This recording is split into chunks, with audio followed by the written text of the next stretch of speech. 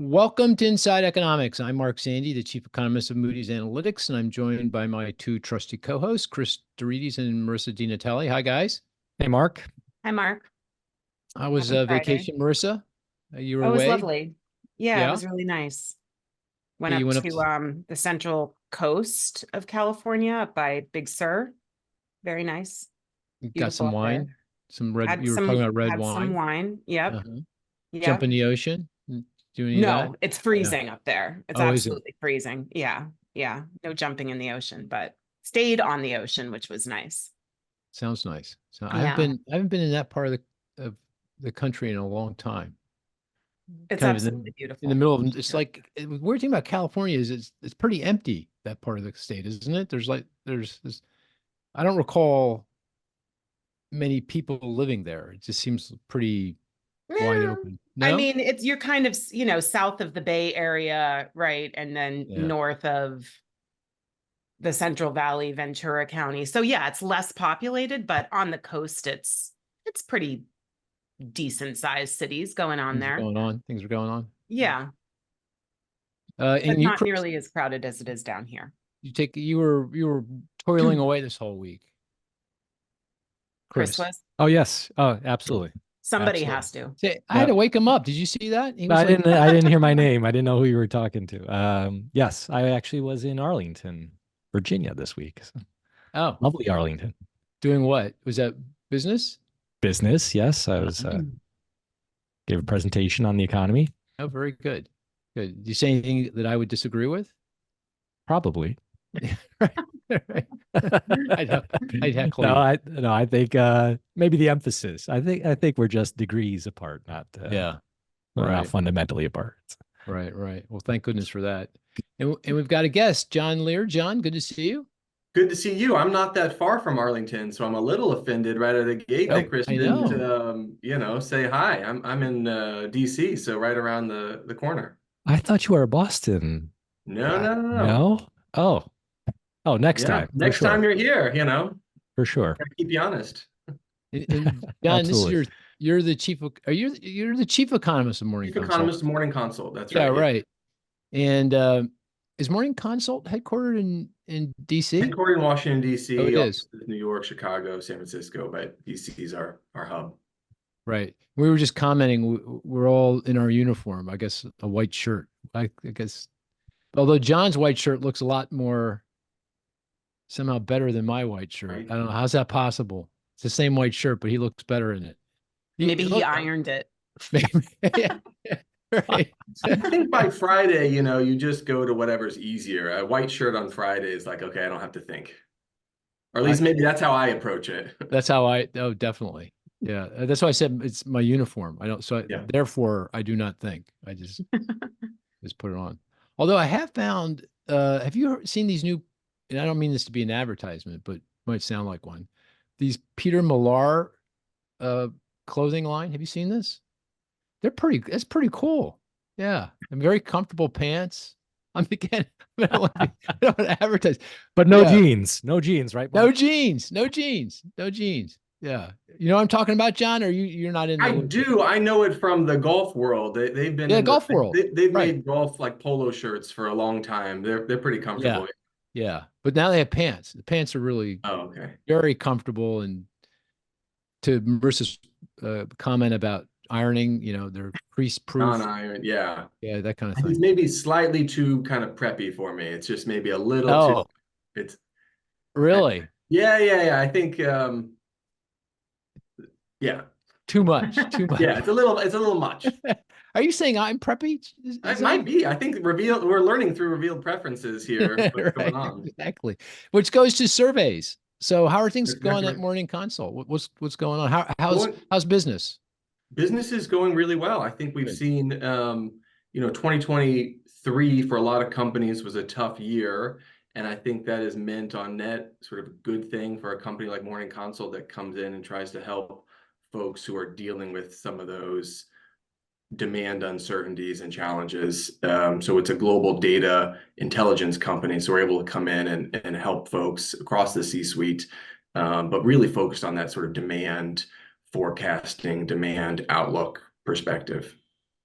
And am I butchering things if I say it's largely based on the surveys you do? It's entirely survey based. Yep. We collect about 30,000 surveys a day across 43 countries.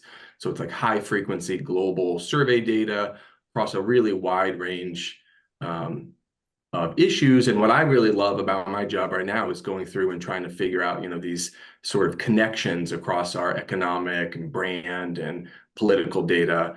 And I find right now, and you guys probably are hearing this too, if you go into the boardroom or something, they're hyper focused on politics and trying to figure out sort of what this means for their business. Yeah, absolutely. I mean, there's the seeming disconnect between economists like me, perhaps you, kind of happy talk, GDP, jobs, unemployment, stock market, house prices, everything. But the person out there that you survey, I'm sure, is still pretty depressed about things. Not very comfortable. It doesn't really buy into this happy talk that economists are, spouting. Is that right? Do I have that right?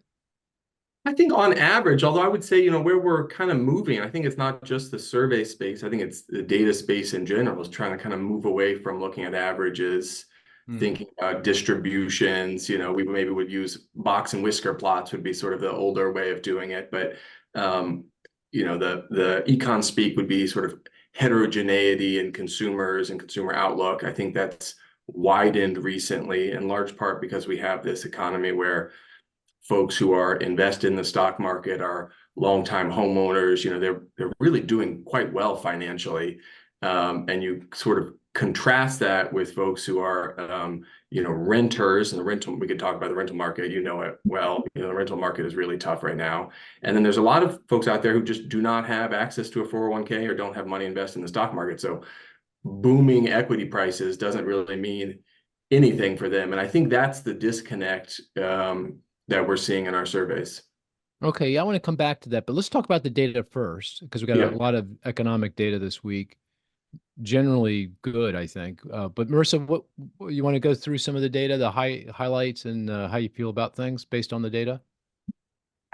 Yeah, we got quite a lot. So I think the biggest release was second quarter GDP, which really surprised on the upside. We were expecting growth in the second quarter of about half of what it actually came in at. So GDP annualized came in at 2.8%. We were expecting growth of 1.4%, which was actually a little bit lower than what consensus was expecting, but even consensus expectations were too low this quarter. And growth in the first quarter, as a reminder, was 1.4%, so double the rate of growth in the second quarter as we got in the first. The second quarter growth was really led by, I would say, two things primarily. One, consumer spending. And we got a lot of other data on the consumer. We got, personal income and spending data. We got the PCE deflator. So we'll get to those things as well. But consumers are still powering the economy. It added about 1.6 percentage points to growth over the quarter, and that's compared to about 1 percentage point in the first quarter. And we got a big inventory swing in the second quarter as well. So inventories added almost a percentage point to growth. And I think that was our biggest miss, right? I mean, as you said, our expectation, the number was 2.8. Our expectation was like 1.4, 1.5. 1.4, right. And the big difference was inventories, which are very difficult to measure just because they're so lagged. The data is lagged. That's right. And it's the change in inventories over the quarter that matters. And so this tends to sometimes whipsaw GDP growth, right, in either direction. If you get a big downshift in inventory build or vice versa. And this was a big swing in the other direction here. So it was primarily where our miss came from. Trade was a drag on growth. So net exports detracted from growth more so than it did in the first quarter. Government spending is still pretty solid, not at the rate that we saw, maybe a year ago, but it is still contributing to growth. And we got actually a negative on fixed residential investment. So that was a small drag on growth after 3 consecutive quarters of it being a positive for growth. So the economy is still growing above potential, right? And we thought that this would be a Now I'm significant slowdown. gonna stop you right there. Yep. How can it be growing above potential if unemployment's rising? It's just the opposite. No? I mean, the economy I is despite the 2.8% in the second quarter, despite year over year real GDP growth of close to 3%, right. over the past year, the unemployment rate has risen 0.5 point. So that means the economy is growing below potential. I mean, potential goes up and down and all around, right? I mean, you're what you're saying, what's in your mind is potential is 2%. That's kind of cutting through the business cycle.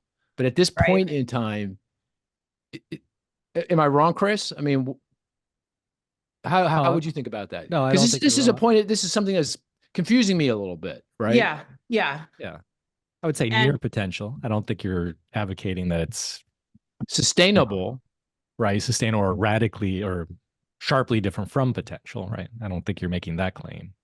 Well, I mean, if you use Okun's law, remember Okun's law?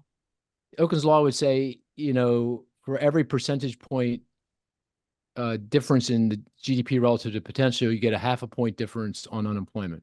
So if the unemployment rate has risen 0.5 point over the past year, and it has, that would suggest the economy has been growing a full point below its potential. That's what it would suggest. And actually it's intuitive, right? Because we've got all this labor supply. We've got all these, the surge in foreign immigration. So that could be, typically that's at maybe a half a pop, labor force growth is a 0.5 point. Right now it could be 1.5 percentage point. I'm making it up. And then the other is we know that productivity growth has actually been reasonably strong. That could be another 2%. So potential growth right now could be, and the data would suggest that it is 3.5 to 4%. Now that feels like I'm overstating the case, but Yeah. but that's what the data would suggest. If historical regularities hold here, the so-called Okun's law. Remember Okun, for those folks out there, Okun, well, he was a econ. Does anyone know? He never won the Nobel Prize, I don't think, but he was a very well-known economics academician, and he found this regularity in the data that really doesn't hold all the time, but holds most of the time. John, do you have a position on this? I think Marissa probably was citing the CBO estimate. That would be my guess for potential. They used to estimate potential for a long time using the NARU, this non-accelerating unemployment rate. And then I think the math there became so challenging to defend to folks that they just selected an unemployment rate that they thought in perpetuity was the sort of non-accelerating inflation unemployment rate, which I think they pinned at 3.5% or 3%. The I think, NARU? yeah. 4, Yeah. closer to 4. Was it 4? Yeah, 4. Yeah. I only know this because I'm on the board of advisors for the CBO. So I look at Oh, yeah. that. Well, I think what we would say is right now, this experience would suggest that it is probably lower than that estimate, or at least in this time period, certainly it's lower. Yeah. I would agree with that. I would say it's 3.5 to 4, but their estimate is like 4.1, 4.2, Yeah. something like that. Yeah. But what may be going on, how to square the circle may be that, these kind of rules of thumb we have, that potential growth, real GDP growth is 2%. And by the way, for folks out there, the potential means at that rate of growth, you're generating enough jobs to maintain stable unemployment, right? That's the definition. The 2% is kind of sort of through the business cycle. It's what's sustainable over time. But that doesn't mean that it can't vary at any point in time. It can vary quite a bit at any point in time. And at this point in time, it feels like the data is saying the economy's potential is actually a lot higher than 2. And again, it's intuitive with all the immigration and the stronger productivity gains that we've been getting. So there's something to be said too for folks coming in. Labor force participation rate has been while unemployment is higher, we've seen some positive developments in terms of labor force participation. Longer term trends, right? It's labor force and productivity are going to be what drive that potential number. Yep. Chris, you were going to say something? I was going to say the usual. Let's be a little cautious on the data, right? Subject to revision. Yeah. There could be restatements here, so Yeah. Well, the unemployment rate won't be revised. That won't be revised, right? But the GDP Right. definitely could be revised. Yeah. But it doesn't feel like it. Year over year through the second quarter of this year, it's 3% on the nose. I think 3% on the GDP growth is 3%. Yeah. So even if it gets revised down a little bit, it's not 2%. Yeah. Agreed. Yeah. Agreed. So just Anyway. So, Marissa, question of magnitude. That was a digression, but it's been something that's been bothering me. It's been something that's bothering me. Yeah, but anyway, we've talked about that in the context of the labor market in terms of job growth too. Like, how is it that we keep getting job growth that is Right. averaging above 250,000 Exactly. a month, and the unemployment rate has risen over the past year, right? We used to think 250,000 a month on job growth was like amazing, right? Now it seems to be like meh, normal, average. Exactly. Yeah. Going back to my point about labor supply. Exactly. Right? There's just so much more labor supply out there that maybe we need to readjust our thinking on all of this upward. Right. Exactly. So the shifts coming out of the pandemic in terms of how we think about the labor market, I think there's a lot that we don't know there in terms of unlocking potential as a result from working from home. I think the gig economy is something that I know the BLS is trying to get their arms around, but it's transforming in many ways. So the way that people who previously were sort of on the margins of the labor market are thinking about working. And so my guess is on net, the pandemic is probably going to be good for labor force participation because it has reduced some of the barriers that folks face in terms, especially you think about then folks with disabilities and other sort of physical challenges. Totally. Also on the business formation side, I wonder, because we've seen all these businesses form post-pandemic. I haven't seen any good research. Have you on what's going on there? But I suspect remote work has got to be playing a partial, at least partly a role here, right? In terms of the new business formation, because you just there's more flexibility as a result of remote. But the formations are kind of broad based across the industry. They are not just right. in right. So I'm and sure that's part of it, but I think there's opportunity throughout. Right. Okay. So you mentioned the inflation number, the PCE, the Consumer Expenditure Deflator. So you want to talk a little bit about that? Sure. So PCE inflation month over month rose 0.1% in June. That was up from no change in May. But the year over year PCE, total PCE is 2.5% right now. So we're right above that 2% target, right? Closing in on it. That is down from 2.6 in May. So we are coming down on PCE. Core PCE was 2.6 for the second straight month year over year. We got, let's see, goods prices, and we've already gotten CPI, right? So we already had insight into what this would look like. And it is in line generally with what we saw in the CPI report for June. So goods prices continue to fall, particularly for durable goods, and particularly motor vehicles. Non-durable goods prices are falling according to the PCE as well. Some of that is the price of gas coming in over the past few months. Services inflation has moderated from where it was at the beginning of the year, so growing 0.2% on total services. And we see both housing services and shelter prices moderating as well. There's some difference there between the PCE and the CPI. As we know, things are weighted differently. We've talked about this before. The basket of goods that the BEA uses for the PCE and the basket that the BLS uses for CPI are a little bit different. We saw a big decline in, we saw a larger decline in shelter prices in the CPI. And part of that is because hotel prices came in the CPI, and hotel prices are weighted more heavily in the CPI than they are in the PCE. But nevertheless, housing services in both reports slowed, which, is the big thing we're looking at, right? Because we know that much of the stickiness on inflation is coming from the measured shelter and measured rents. Yeah, in fact, we haven't done the calculation for this month, but I'm pretty sure that when we do, the so-called harmonized PCE, harmonized consumer expenditure deflator.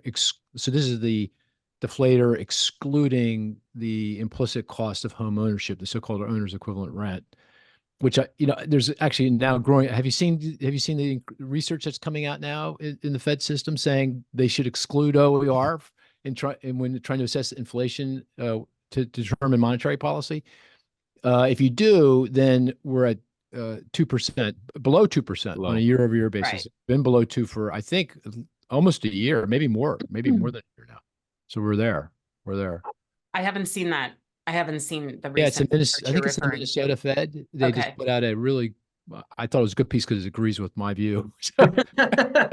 So what's their argument for excluding it? The same thing, that it's just difficult to measure Well, and so it's more about the supply side, and Right. the Fed doesn't really have any impact on the supply. What the Fed's doing here in terms of monetary policy is more on the demand side, trying to weigh on demand, and that's more related to what's going on the supply side. So it doesn't add anything to their understanding of how monetary policy will affect the economy and inflation at the end of the day. so It could even perhaps be they're counterproductive, right? It even be counterproductive. Yeah.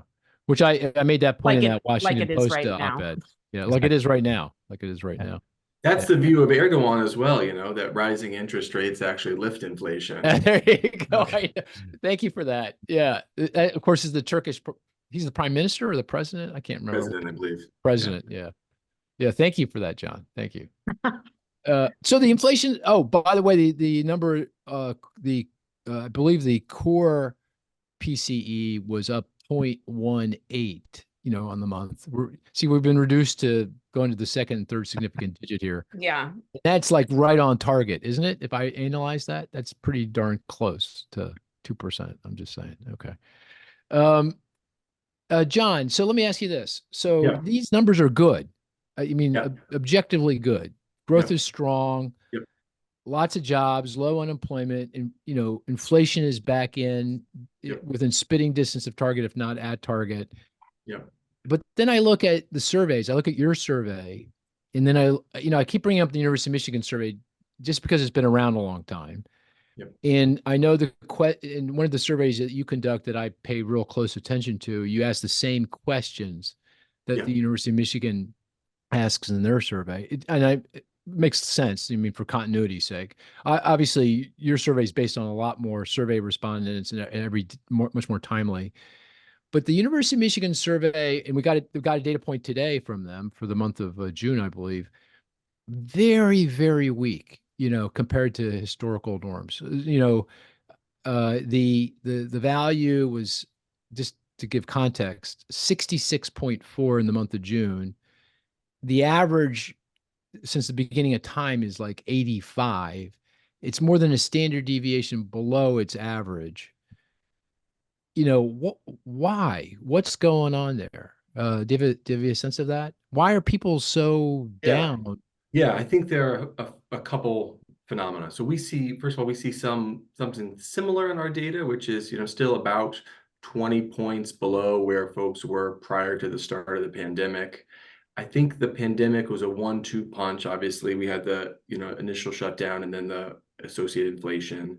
While you were talking about, the Minneapolis Fed paper, I've been thinking a lot about Larry Summers and his co-authors talking about excluding the cost of credit from our measures of CPI. And I think that helps explain some of the gap, especially as we think about, how consumers have financed their spending over the last 2 years. Have been drawing down on savings and taking on additional credit. I think the other data point that I cite a lot is we have a working paper out with the researchers from the Cleveland Fed, and we look at how consumers don't expect to be made whole from inflation. So they expect, in other words, that their wages are not going to keep pace with inflation, and that delta helps explain some of the gap. And then the last is, I would say, prices remain pretty high, and for a lot of folks, they're looking at levels rather than growth rates, which is what inflation actually is. In terms of responding to elevated prices, that's where we've actually seen a real positive response from consumers recently, where relatively few consumers are surprised by the price of goods and services when they go in to make a purchase right now. And so I think there slowly but surely there's sort of a normalization that's occurring, that this is the cost of a car, or this is the cost of a restaurant meal, and that maybe that takes a while for folks to sort of internalize that, but we've seen a lot of that play out over the last few months. Yeah, but the data is objectively good. The way consumers are behaving is not like they're at all depressed. I mean, we got a data point today on real consumer spending. That's overall spending after inflation. That's growing year over year, 2.6% in June. That is a strong number. But I would just, how are they financing that spending? But it's not by credit. It's not. I mean, the amount of credit card debt outstanding has not increased since the beginning of the year. Pretty significantly, they've drawn down on savings at the very least. We see a group of consumers who have outstanding, credit card delinquencies. That's been sort of the graph floating around on Twitter recently. So I think there's a group of people out there, again, who are seeing real wages not keep pace with inflation, drawing down on savings, relying on some form of credit, either traditional credit cards or buy now, pay later. And I think that sort of weakened financial position helps explain where they are now relative to the start of the pandemic. Okay, let me throw in one more data point. Yeah. The Conference Board survey of consumer sentiment, another survey of sentiment. It's fine. It's 100.4, which is above its long-term average of 95, going back to the beginning of time. Same time period that I did calculation for the University of Michigan. That number is much more consistent with what we are observing in terms of spending and behavior, right? I mean, they measure very different things. So Morning Consult and the University of Michigan are really focused on consumers' personal finances and broader business conditions. The Conference Board is very focused on local labor market conditions. There's also a difference in the time horizon. So we tend to focus on sort of 12-month expectations. Conference Board was very focused on sort of near term. And so I think what you're seeing from the Conference Board is really this sort of micro perspective, what people are seeing around them and how they're sort of expecting things to play out over the next 6 months. What you're seeing from Morning Consult or the University of Michigan is this sort of longer term anxiety over the next 12 months, particularly as it relates to pocketbook issues. But if I'm an economist, I'm an economist, and I'm trying to understand consumer spending, what's going to happen with the consumers? It feels like to me I should be looking at the Conference Board and not the University of Michigan. I mean, it just feels that way, right? I mean, I look at the University of Michigan, spending should be very weak. If I look at the Conference Board, it should be where it is. Right. No? Well, we have a lot of work where the Chicago Fed is one example where they take this high frequency data, Morning Consults, and put it into a nowcast to sort of come up with a real-time view of retail sales. I think understanding what's going on with consumers' personal finances, particularly on an inflation-adjusted basis, right? So let's go through and adjust consumer spending for inflation. I think it tells a different picture. Okay, let me throw one other data point in the mix. You didn't mention people's political perspective, because if you look at the survey responses, and I know this for the University of Michigan, I think it's for also Morning Consult. Sure. If you identify as a Republican, you're very, very pessimistic. I mean, it's like teeth of the pandemic pessimistic, the heart of the financial crisis pessimistic. Independents, they're feeling a little bit better. They're not feeling great, but they're feeling a little bit better. Democrats, they're feeling okay. I wouldn't say they're, rip roaring optimistic, but they're feeling pretty good. And those things, obviously, the Democrat, Independent, Republican switch places with Biden's election win over Trump. And I assume they would switch right back in the other direction if Trump wins this election. So doesn't that, how do you think about that? I mean, doesn't that kind of muddy the information you get from the survey responses if people are looking at or thinking about it Seems a from their own lot. I political think views? I would say, how should we think about relating something like sentiment to spending? As I see other folks who do this, they often look at some sort of change over time in sentiment and they connect that, maybe it's a log or something, to change over time in spending. And so as soon as you do that, right, you're abstracting away from the level differences. And so what you've just described is the big level differences with Republicans and Democrats. But when we actually look at the trends, and I'm just pulling this up right now, as of 3 a.m. this morning, the trends of Republicans and Democrats up until the recent announcement were very similar. Actually, right now, Democrats are trending in a negative direction. Republicans are trending in a very positive direction. So this is sort of the exception, maybe, that proves the rule. But Well, I do think you should be. I think you should be very, very wary of saying something like 60% of Republicans are positive about the economy compared to 80% of Democrats. And that means that Republicans are spending less than Democrats. No. I don't think they're spending any different. That's my point. Yeah. I think there's this complete disconnect between what people say and how they perceive the world and what they're actually doing. I don't see any connection there. Well, I see. It's in these surveys. You just add, there's some sort of month-over-month percentage change, and all of a sudden it tracks pretty closely to real PCE. Well, the one thing I have noticed, and I think there was an academic piece that came out recently that showed that the Republican sentiment swings a lot more than the Democratic sentiment. I saw that. I mean, it's yeah, not did you see that? symmetrical. It's not symmetrical at all. So the Democrat, the change there it changed in a positive direction when Biden was elected, but not nearly to the degree that Republican sentiment got crushed in that election, in the wake of that election. That is consistent with what we see in our data. The thing I would note, though, is that we do see a higher level of, two things. So one is, what drives these big level differences? It's not people's views of their personal finances. It's usually it's their views of broader business conditions and business expectations. The other is when we again look at business expectations cut by Democrats and Republicans, and because we have daily data, we can start seeing sort of how people respond to different news events. And we do see that Democrats are more likely to update their views of their expectations for the economy than Republicans. The exception would be the dramatic sort of resetting of expectations following the 2020 election. Mm-hmm.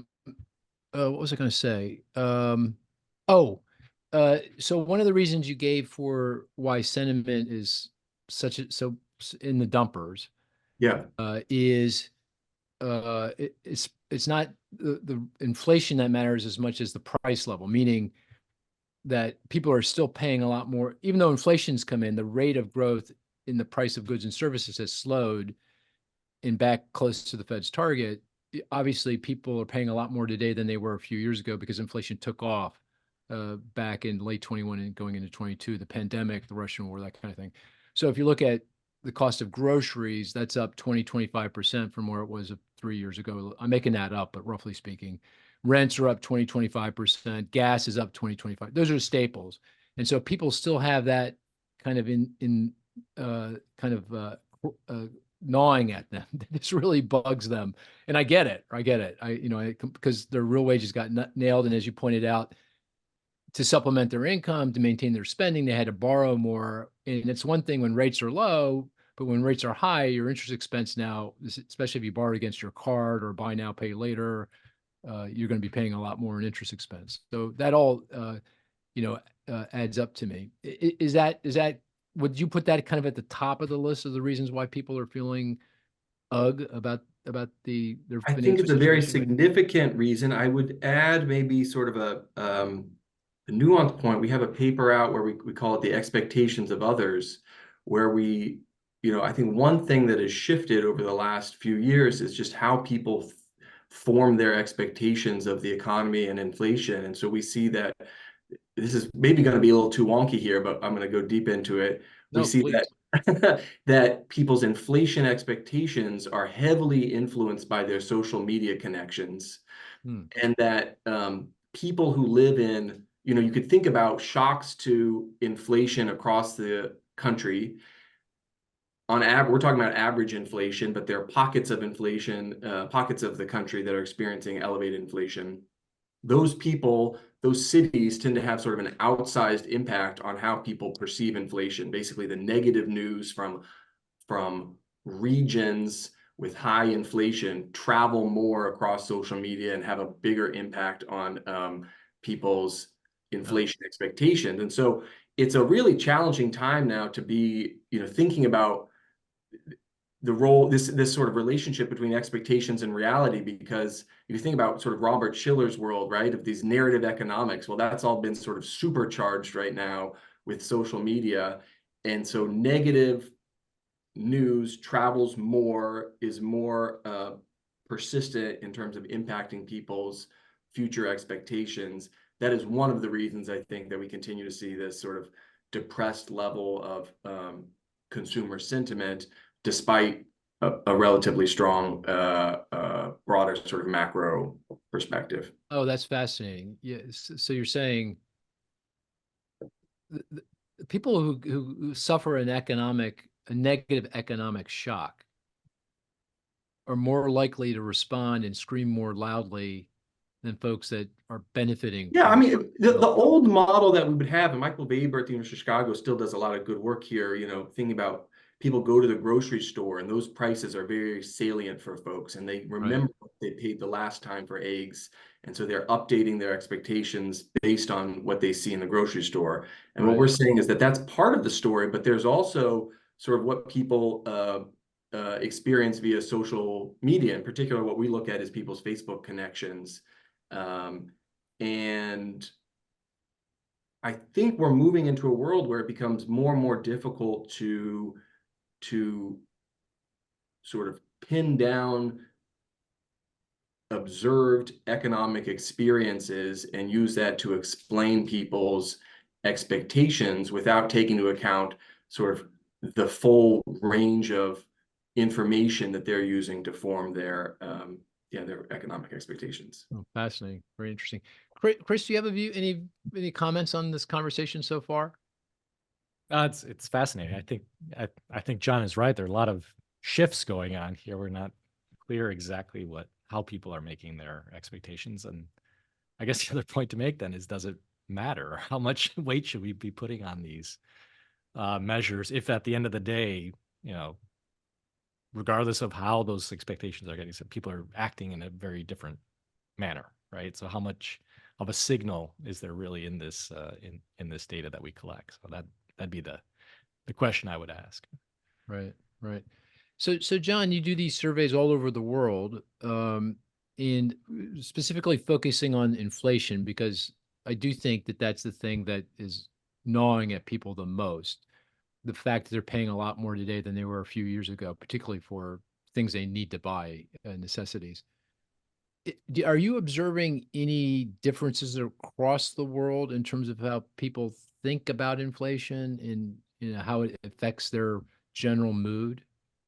Yeah, we see really significant differences across major regions. So if we look at the Americas, for example, we're seeing Argentina, that they are experiencing a pretty extreme volatility in terms of economic reality, political reality, and then their expectations as well, where their inflation expectations shot up and then now they're pretty dramatically falling back. You think about China is actually experiencing essentially deflationary inflation expectations, really concerned about subdued growth there, as opposed to sort of other places. Japan also, chronically, of course, struggles with deflation, and we see pretty low inflation expectations there.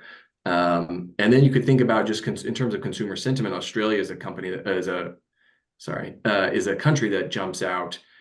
They had to reverse course, right? Inflation has been persistently hot there.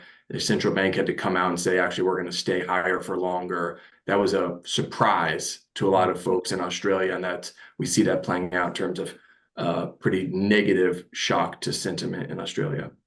Oh, yeah, I've forgotten because I'm sitting here in the Western world focused on inflation, but the Chinese their problem is outright deflation. They're struggling, and consumers are not spending, I guess, in part because the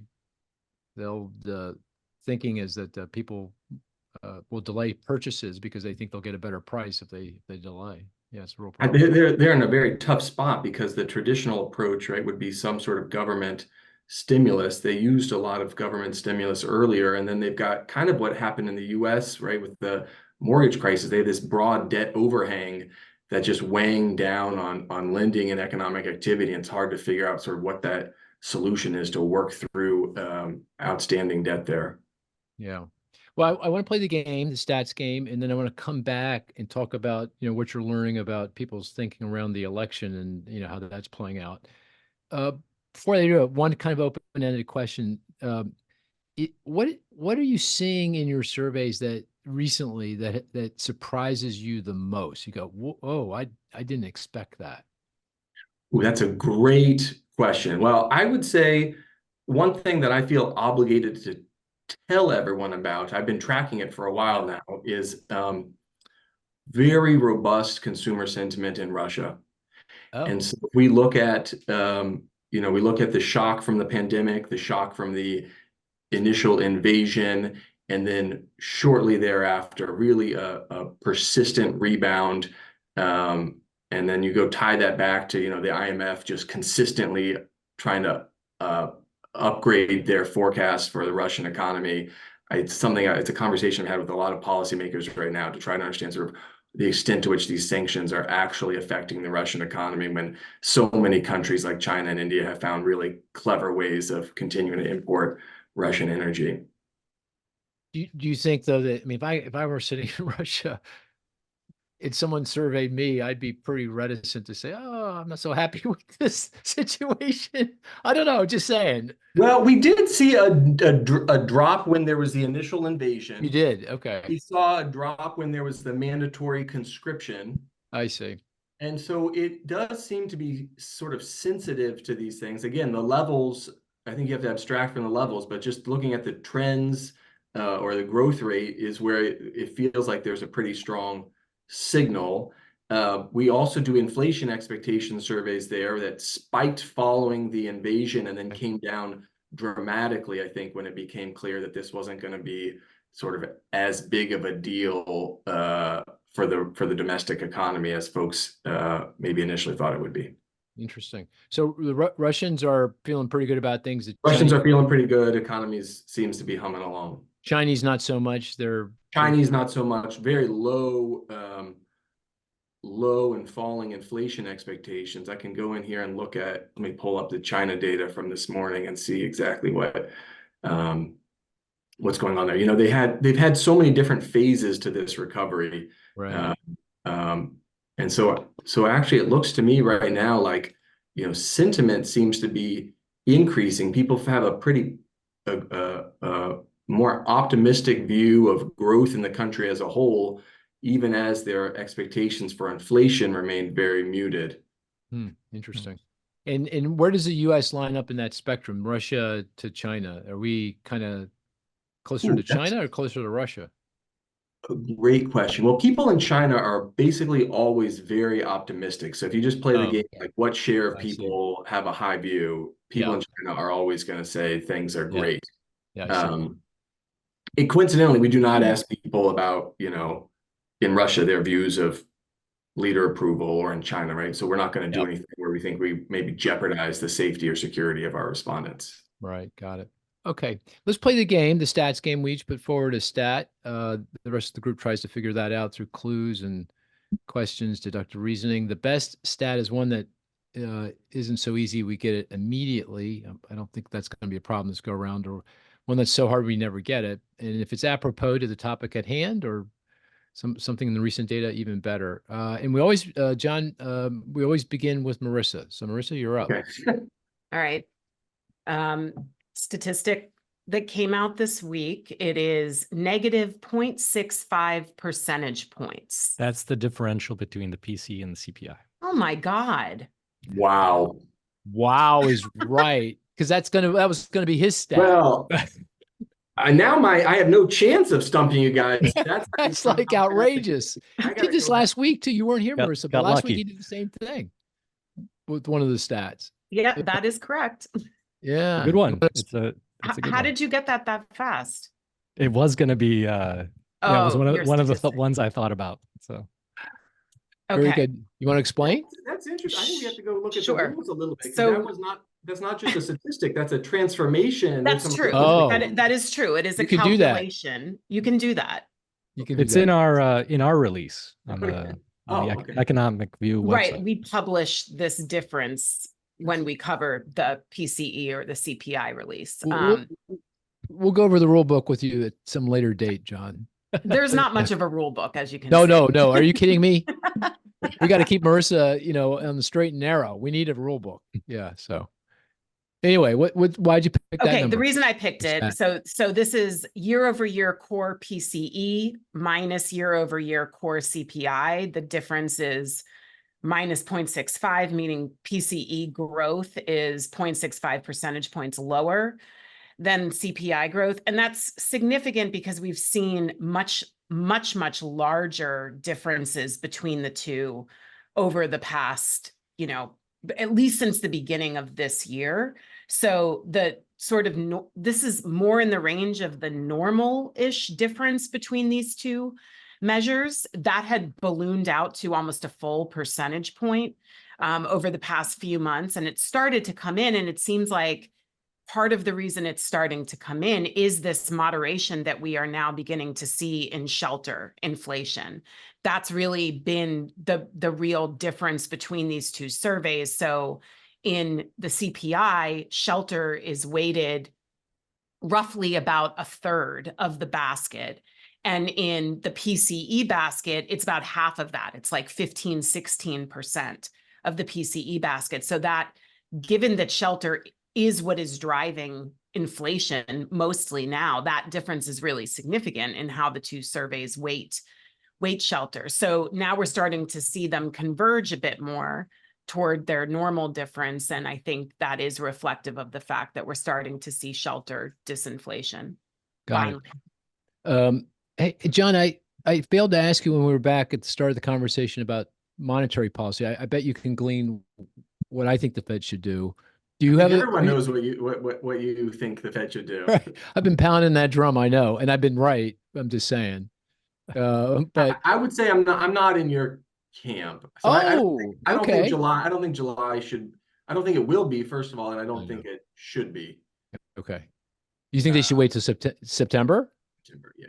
Okay. All right. But yeah, you feel strongly about that? How strongly do you feel about that? I feel very strongly. I think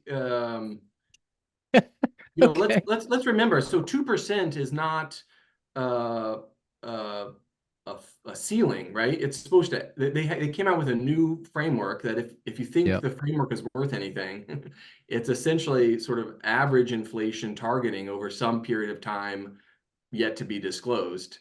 So I think you would really need to see sort of at or below 2% for some, a month, 2 months, for the Fed to feel like they are consistent with the framework that they've outlined. Worth noting, of course, that they're updating their framework this year again. So maybe we'll see a shift. On the policy framework, as you pointed out, it's a 2% inflation target. The way I frame it is through the business cycle, right? They don't actually say that, but over time, it averages out. Over time. And I tend to go back a little bit in time. And if I go back prior to the pandemic, the problem wasn't inflation above target, it was inflation below target. So if I go back, since the financial crisis, inflation is exactly where I think it's pretty close to where it should be. I mean, the inflation target.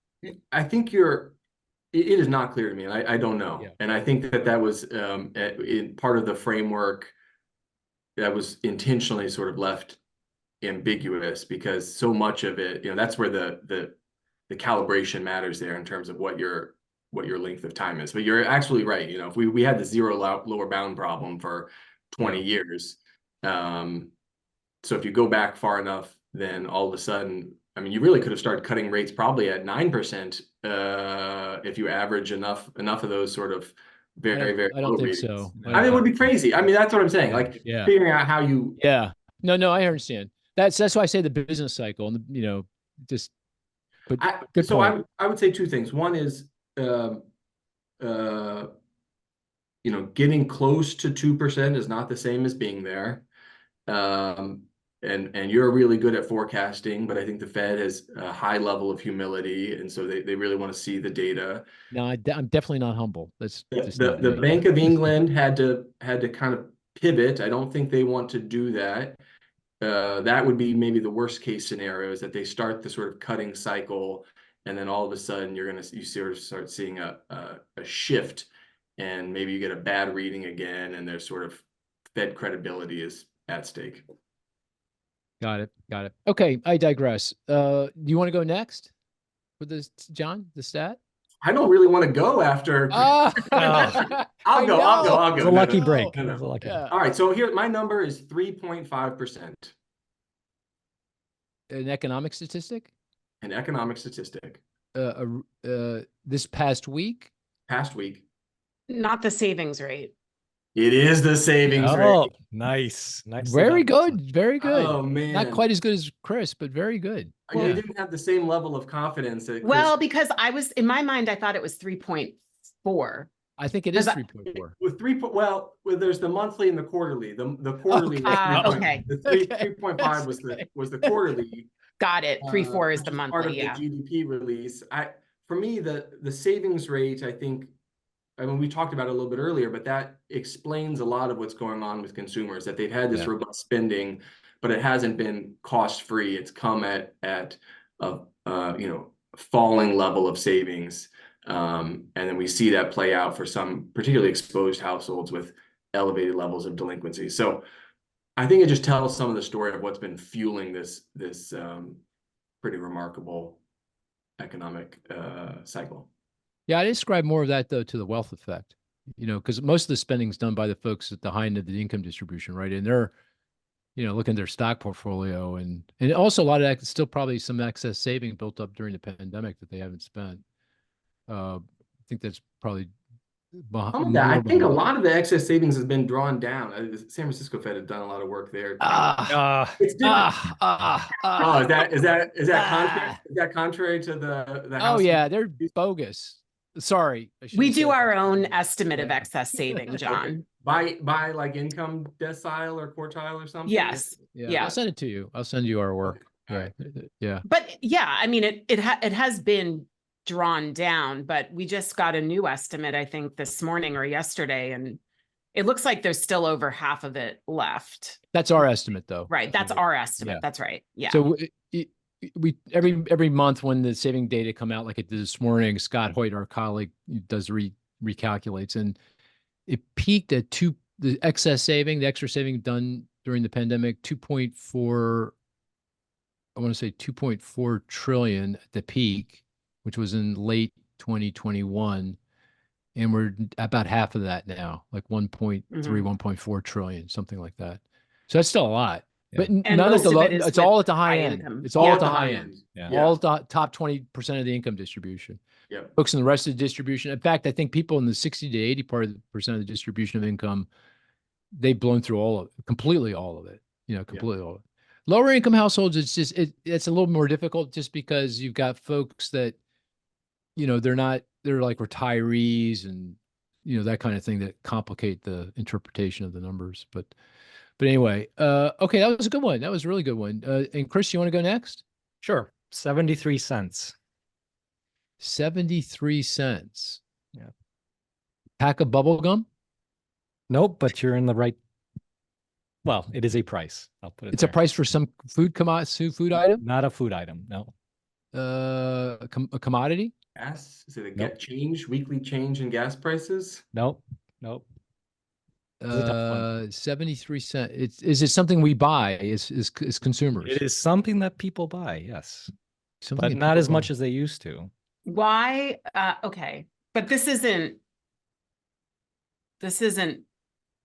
a release, an economic statistic that came out this week, is it? Well, you- No, it's not a release. It's not a You're release. harkening back to the rule book. Is that what you're doing? I am, yeah. Disqualify. You're going to Since disqualify. you're so honed in on the rules. Doesn't have to be a 73 cents. release though. We've had other prices. No, come I up, know, commodity but, prices, right? okay. It's a It does have a commodity. point, so it's not just a random. I'm sure as I figured it had a point. a point about It is from a inflation. government. It is from a government agency. Okay. Is the points around inflation? Nope. No, it's not. It's a consumers buy this every day. Every day. They have to go to a special office to buy it. A stamp? No. Exactly. Stamps are 73 cents? Yes. Yes. The forever first The class Forevers are now 73 cents? now 73 cents. They were just hiked up another 5 cents. Oh. That's the second time they were hiked this year.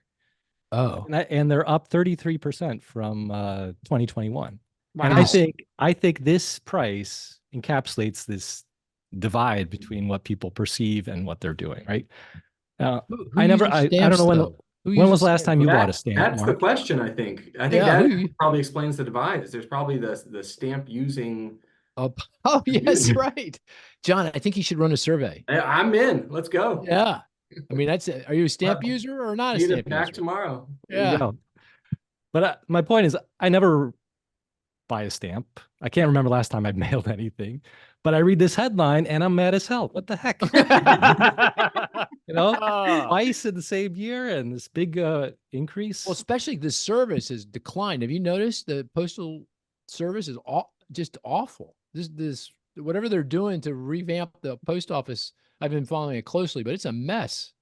You know, except for my local, except for sent my a wedding postal carrier, invitation. Christie, she's great. But What's that? my local postal carrier is Christie. She's great. So No, I'm not saying I that. don't- I'm saying I'm not blaming on the. Now that's not fair. I'm not blaming it on the. That's like postal- what people think about Congress, right? Congress is That's terrible. But I love nasty. my congressperson. Yeah. I blame it on the muckety mucks that are making decisions around, consolidating, postal machinery and that kind of stuff. It's just a nightmare. We sent out wedding invitations. People are still getting. That was 5 months ago. They're starting to get them now. What's that all about? Especially around Atlanta. I've noticed. I mean, that is the change, right? They tried to sort of take an Amazon style kind of approach, and they consolidated the processing centers, but maybe not well. Yeah, not so well. Maybe hopefully they get it together. And they're charging a lot more. Now you got me riled up. Yeah, there you go. See, now I'm riled up. John, don't call me because I'd give you a really Negative. You write a letter response. into your congressperson, but then you got to send it to them, and then they get you. Then what do you do? Yeah, exactly. Yeah, And an email. an email. Okay, I got a tough one. All right. It's 24,872. Dollars? Not dollars. People. Not people. People. Not People. people. Not people. 24,872. Yeah. It's a statistic that came out this week. We don't follow it regularly. I mean, at least in our discourse, but I think going forward, we will start to follow it Is it more. bankruptcy filings? What other clue can I give you that doesn't give it away? It's So it's not. In the grand historical scheme of things, it's still pretty low, but it's moving up. It's steadily moving higher. Wait, what was it? Did we agree what the units were? The units were not people, not Well, I don't dollars. think he wants to tell us. I can't tell you the units. The units give it away. Okay. The units give it away. Maybe I'll give you this because I feel pity for you guys. The government stat. It's a government stat. It's businesses. It's businesses. 24,872 businesses. But tell me, something about that. Now, Not formations, is it? Filings. the formations and what Yeah, happens to a lot of businesses. Is it the birth death rate? It's bankruptcies. Oh, Bankruptcy. that Oh, Marissa said Marissa, that. you guessed that. Oh, you said, oh, I'm sorry. I'm sorry. Did you see that early on? Yeah. Yeah. I said, is it bankruptcies? Right out of the When? gate. No way. Yeah. Right out of the gate? Yeah. Oh, You missed it. All right. I apologize. Sir. I apologize, Marissa. Forgive me. Please forgive me. You're missed that. forgiven. Yeah. But here's the interesting thing. It's moving up 25,000, but just for context, I am making this up, but for context, roughly speaking, in the teeth of the financial crisis, I think it got to like 65,000. And this is over a 3-month period annualized, 65,000. And I think the all-time high was in 1987. I'm not sure why. Maybe there was some bankruptcy law change. There was about 100,000 bankruptcies. So it's still very low, but it is moving up, which stands to reason given all the business formation. But personal bankruptcy, that remains it's off bottom, but it remains very, very low. Is still well below what it was pre-pandemic. So, by that measure, households are still doing pretty well. Anyway, what do you think that was a good statistic or not? Was that too esoteric? No, because I knew it because that was one I was going to pick. I was Oh, I'm so considering sorry. picking it. Yeah, Yeah. I'm sorry. Yeah. I think I would say, just by sheer chance, if you sort of rounded it out, we covered a lot of the sort of pillars of macro right there, right? With some Yeah. business information. Chris, I don't know where, I guess I'll say inflation. You got personal Yep. finances and savings. Yeah. Well, John, just so you know, that's the idea. That's Oh. kind of the idea. It's kind of like we went inside economics. We kind of went inside economics. Yeah. That's great. It was a Good. data-rich week, though. It was a data rich week. It was data rich week. Okay, let's end the conversation with this, what's increasingly top of mind here, the election. And I don't even know where to begin, John. I mean, I'm sure you're all over this at Morning Consult. But can you tell us anything about the state of play at this point, given kind of this whirlwind of events over the past 4, 5, 6 weeks? Yeah, the time horizon here matters a lot as well. I think, in terms of the head-to-head, there's been a narrowing, right, where we've seen greater support for Harris than for Biden. Top issue continues to be the economy, with actually a recent uptick in folks citing the economy as being their top issue. Senate and governor rankings and races, of course, are really, really close to swing states. And then I think, as we think about sort of on the international front or the sort of global international policy, we see actually, pretty strong alignment there. It's a pretty strong support for tariffs and sort of broader protectionist policies across the electorate, both Democrats and Republicans. Whoa. There's support for tariffs? Correct. Across both Republicans and Democrats? Correct. Interesting. Yeah, I mean, this has been, I think, the big shift over the last 10 years, maybe, is that I think Democrats and Republicans used to both kind of agree on being anti-tariff, and now they both kind of agree on being pro-tariff. Certainly on different scales altogether, though, right? Different scales, but I mean, we've had tariffs on China that weren't removed over the last 4 years, and in fact, it looks like they're going to, kind of be moderately strengthened, at least in name. But one candidate saying a 10% tariff on all imported goods, 3.4 trillion, 60% on Chinese imports. Another candidate's, well, she's not even talking about tariffs, but the Biden administration has raised tariffs on $18 billion worth of Chinese product. Yeah, you're right. They didn't eliminate the tariffs that President Trump put on, but that's a complicated process that goes into lots of other, issues. So, but nonetheless, I'm surprised that there's such broad base. The thinking is what? Jobs? It's going to create more jobs? That's the thinking. Well, I think there's what we see as well is just sort of a broadening decrease in approval for among Americans thinking what are their views of other countries, and we see sort of souring views of countries like China. And so I think there's just a growing sentiment of sort of an America first, the hell with the global order style sort of outlook. Wow. Wow. That's surprising. Um, you also well, let me ask you this, polling in general, seems like it's gotten a lot more difficult to do, over the past few election cycles. Yeah.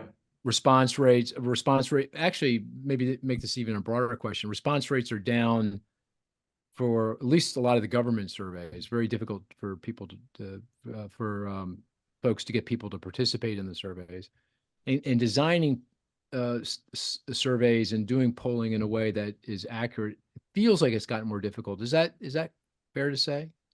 Yeah, what we tell our clients is it's never been easier to collect the data, and it's never been harder to collect good data. I see.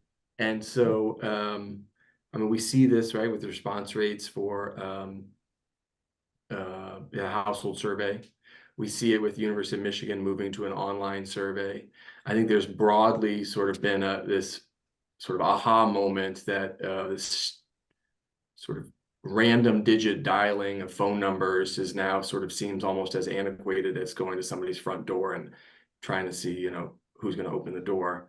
Having said that, I think that there are pretty significant opportunities, and maybe this is, a plug for Morning Consult, but high frequency global survey data is something that just was not possible 15 years ago. And so, you guys are data folks. You always bring sort of a high level of skepticism to data sets, but any data set has its basic sort of empirical properties. You got to just dive in and understand what's going on there. What we tend to feel is, especially globally, there's a move towards internet via phones and mobile phones. So that opens up a really expansive use, where all of a sudden now you can start looking at sort of making population inferences in places that previously we had very low internet population penetration. Yeah, we could dive into the methods and that'd be a separate discussion, but I think like all things, economic measurement is very, very challenging. The devil is in the details, and you just have to be on top of it. Yeah, I know you guys are really careful at what you do, and appreciate the opportunity to talk to you. One last question before you go. Do you do an explicit forecast for the economy? I mean, do you just put like a GDP, employment, kind of unemployment We do rate? nowcast. I mean, that's kind of our core strength, right? Is high frequency measurement, and then we have a lot of clients who take that and use it for their own forecasting purposes. Right. And so you don't necessarily need to have some kind of view on how the election is going to play out and what that means for fiscal policy, that kind of thing. That's right. That's right. I mean, we could talk through it. I think about it a lot because our clients care deeply about it, and we start thinking about what these different scenarios are. My recent push has been really to dive into, to look. I think the Senate is really where the action is going to happen, right? Because it's going to be the Senate confirmations at places like Treasury and a lot of the regulatory agencies that I think are going to make the difference in terms of trade policy, immigration policy. Mm-hmm. And what's your perspective there? Is that going to flip to the Republicans, or feels like it? Feels like it. Yeah. Feels like it. Yeah. The caveat is if the race were held today, and you just see, I mean, part of it is just you have a couple Democrats who are retiring from swing states, and so that kind of puts them behind the 8 ball to start with. Right. And for president, I mean, do you have a sense of that or a view? It's closer now than it was 2 weeks ago. Right. I mean, it was close a couple weeks ago in the margin of error, but now it's really, really close, particularly in the swing states. And I think we're starting to see the question we've had for the last few elections is trying to understand sort of the extent to which some of these groups that haven't historically come out to vote, whether or not they will. We see Harris is really motivating and inspiring those groups, thinking about younger voters, non-white voters. So to the extent she's able to drive that turnout there, I think that's going to be really good for her. Well, I have a suggestion for you. Just kind of my simplistic way of looking at things. I think you need to survey everyone who lives in Pennsylvania. Well, I mean, we can get pretty darn close there. We'll get. Yeah, just because it feels like everything's going to boil down to PA here, the way things are going. But it was great to have you on, John. I really appreciate it. And hopefully we'll get you back on soon for number 4. My pleasure. Yeah. Thanks so much for having me. I'll try to have a better statistic next time that at least turns it into a real game instead of just sort of a wash. Well, these guys are so good. We actually, other than Chris's Forever stamp, Yeah, who buys stamps, we all of our statistics were guessed right away. So yeah, fair enough. Well, very good. And dear listener, I hope you enjoyed the conversation, and we'll talk to you next week. Take care now.